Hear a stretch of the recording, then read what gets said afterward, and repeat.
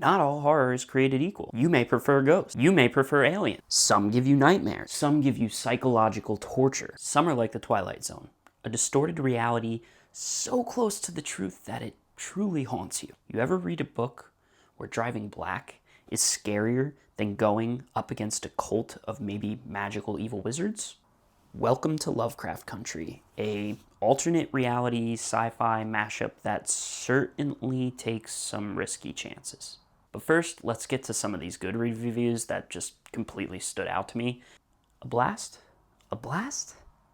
What was a blast about this story? Was it the awful times that these people were living in, or the attempt at horror that fell pretty flat? Love it or hate it? You gave this a perfect score, but can't even admit in your review, as short as it is, whether you even liked the book. It's 1954. Atticus Turner, this sci-fi geeky nerd type character, he gets a letter from his father that says, come to Massachusetts.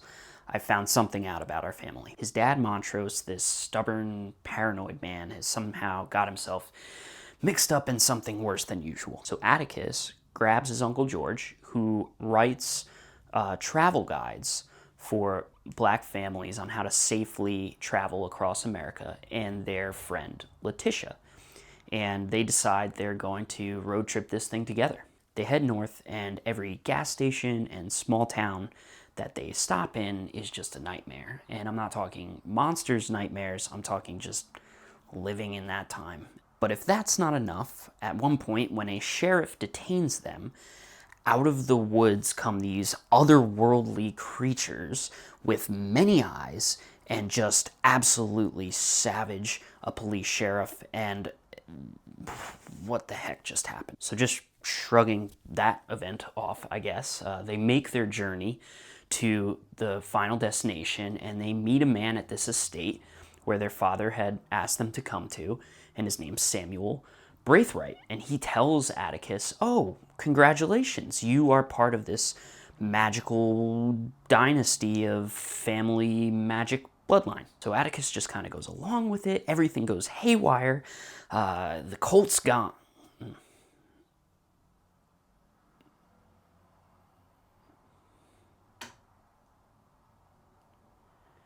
So Atticus just kind of goes along with it. These spells go haywire, and they barely get out of there. And it turns out that Atticus's father was in the basement, locked up the whole time. Yeah, that's a whole lot. And I'm trying to figure out, what is the twist? What is the point? Is it to try to say, okay, there are monsters and crazy spells and magic out there, but the true horror is, what these people are experiencing on a day-to-day? That can be really true. But if that was the message, it wasn't coming across. After that sequence of events kind of subsides, Letitia, who is part of that original crew, decides to buy a house in a white neighborhood. And it's haunted, obviously. And here we experience both sides. We have the horrors of the neighborhood, if you will. You've got the horns blaring, get out, people trying to make sure she's pressured to leave. And on the other side, you have a haunted house with blinking lights and slamming doors and creepy sounds. Turns out the house used to belong to this crazy racist scientist who did experiments on black folks, and while the bodies may be gone, the spirits linger on. Letitia gathers up her sister and some friends to do their own type of little exorcism to, resolve this problem. I don't know. Is that the genius that's supposed to be in this thing? Is it not just haunted houses? Is it haunted history? If you're trying to make that the message, make it the message. Either way, while Letitia is going through this haunted house sequence, Uncle George, he's doing his own thing. He's really shaken by the original crazy journey across country to Massachusetts, the incident at the estate, the spell's gone haywire, and instead of just kind of burying that deep down and never really trying to think about it again, he decides, no, I'm going to research these spells and experiment. And his wife, Hippolyta, probably butchering that name, she's kind of the editor of the travel guides that help these communities and families travel safely across countries. And she's just watching the man, her husband, spiral. Now, one thing leads to another, and Caleb Braithwaite, son of Samuel Braithwaite, who owned the estate that had Atticus's father locked in the basement. You see where I'm going with this. Crazy white guy. He somehow comes into contact with Uncle George, and he says, hey, why don't we go find this book, this magical spell book. And when a Braithwaite asks for a book, it's not about reading comprehension. It seems like he's trying to slide in and outmaneuver people to grab a hold of this magical power himself. But Uncle George is locked in. He's on the case. He wants this spell book. And finally, he gets his hands on it, and he traces it back to the same racist scientist that used to own Letitia's house. Yeah, it's all coming together. These people are all connected.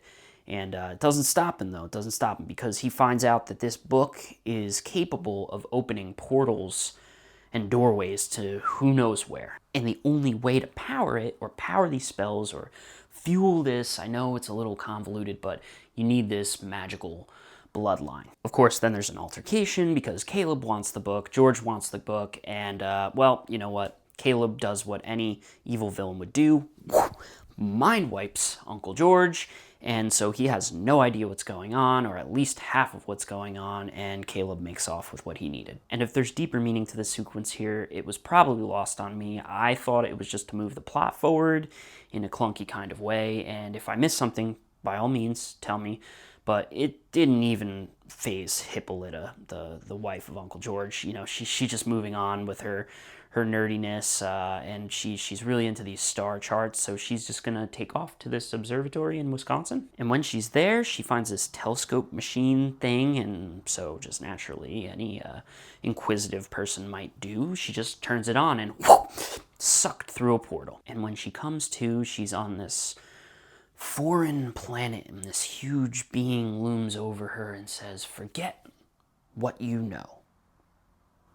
Who do you want to be? And so she totally buys in and takes the reins, and she becomes an explorer, a dancer in Paris, a leader of a revolution. You know, she just tries it all. She does everything, and then finally makes it back home, and she's kind of letting all these experiences soak in. Like, what an amazing ability, you know, Midnight Library style, but super compacted, living in multiple lives and seeing what's out there. And in this case, she's now carrying with her pieces of every world she's ever touched. Maybe the scariest part of the universe isn't how big it is. Maybe it's the fact that you've only lived in a tiny, tiny corner of it. So while Letitia's out there doing her stargazing, Letitia's sister Ruby, and she's just trying to figure her own life out. She's got a job, but she can't move up in the world. She's trying to, you know, advance her career and just struggling to do it. And wouldn't you know it, Caleb Braithwaite walks right in the door, and he offers Ruby a solution.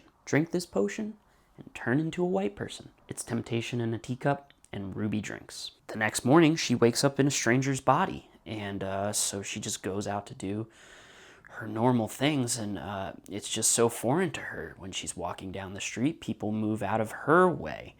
She goes into a department store that they recently did not allow her into, and just is able to shop. At first, it's freedom, at first. But the longer she wears that skin, the more it starts to feel like a curse. She starts to see what it costs. The gossip, the casual cruelty, the power to hurt people and never be questioned. And when the potion wears off, it's not just that easy to shake, because she feels shame in how easy it was to like that experience. So it's just another person in Lovecraft Country that's fighting for power. And Ruby, on her side of it, is the first to taste it finally, and she spits it right back out. To me, super interesting part of the story. It brings me a little bit of sadness to know how real this could be and was. But, you know, this is one point where I would say Ruff, as an author, really cashed in on getting some feeling out of the reader. But then we flip to the scene with Atticus and his dad, who visit their cousin Henry, and they're, you know, he's in a haunted house, and it's weird and creepy and oogly boogly. Again, how do you go from something so solid to this? I feel like it's supposed to be something about facing generational guilt, but it also felt like a point where I actually thought about quitting reading the book, and I didn't because of what I had just come from. So I knew there was promise in the storytelling at certain points. I just guess I chose to power on. But it wasn't a wonderful decision, because now instead of haunted houses, we move to a haunted doll story. Horace is George and Hippolyta's child, and he's just this comic-loving boy in Chicago. And these two detectives working for Caleb Braithwaite pull him over and do this weird, creepy wooden doll hex thing. I don't know. It's not even Chucky. I don't know. I'm starting to get lost here. From there, yeah, Horace is haunted, and the doll is always nearby when there's weird ongoings, you know. Eventually, his family comes in to help break the spell, but, you know, it's another failed attempt by Caleb Braithwaite, I guess. And that's the end of that short story. As a fellow reader, I'm not going to sugarcoat it. I'm just going to tell you like it is. I just wasn't feeling it to this point. But I kept going. It's Halloween, and it's not feeling very spooky right now.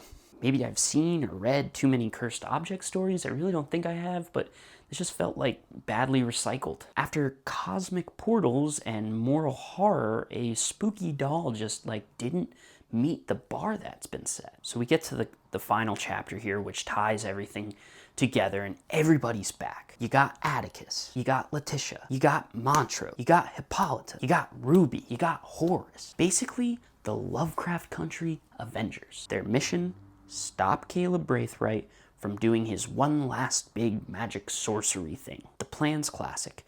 Atticus pretends to go along with Caleb's spell, and mid-spell, he decides to reverse it, and then he ends up draining Caleb's power like a bad Wi-Fi signal in a dark, damp basement. The guy who spent the whole book playing God eventually ends up alone, magicless, and trying to figure out how he's just going to live the rest of his life. And look, I respect what Matt Ruff's trying to do here. Maybe my little pea brain couldn't comprehend it, but I will say it was a really big leap to try to write about and understand the horrors of what it was like to live in Black America at that time.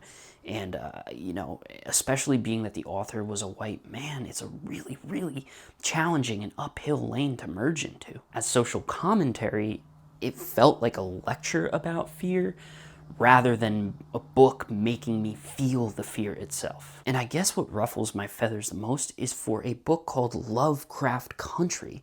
There's nothing Lovecraftian about it. Not a whisper of cosmic dread, no slow unraveling of sanity, no moment where the universe looks back and doesn't care you exist. Lovecraftian horror is supposed to make you feel small, like the sky is too big and the stars are too close and knowledge is going to tear you from the outside in. This is just a bunch of bad people doing a bunch of bad things with a light dusting of magic on top. All right, Lovecraft Country, what do we got? I'm gonna go with a 3.08. I know, pretty low, but like I've said throughout this review, it's just kind of been lost on me a lot of the way, and it had a really cool short story thrown in there that had set the book up for so much more. I feel like just felt short. So if you disagree, I mean, by all means, let me know in the comments what I missed. I'd love to hear your point of view. But yeah, that's it for me. 3.08. Love it or hate it. Kind of like the Goodreads review from earlier. But if you liked this review, drop a like and don't forget to subscribe. I'm going to be throwing a lot more your way, and I hope to have you tune in soon. Remember, folks, a chapter a day keeps the brain rot away, and adios, take it easy.